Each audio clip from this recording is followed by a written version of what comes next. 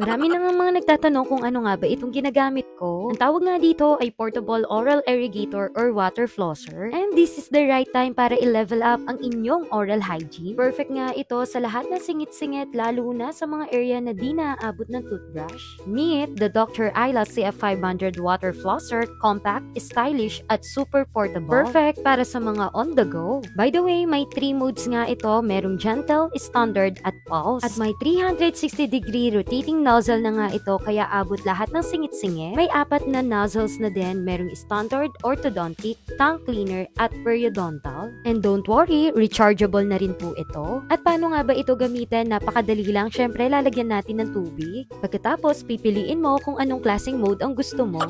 At kinaganda pa nga nito, may 4 na nozzle depende sa pangangailangan mo. Grabe, sobrang ganda nga nitong gamitin, sobrang refreshing. At talagang matatanggal niya yung dumi sa singit-singit ng ngipin mo. And what are you waiting for? Tap my yellow basket!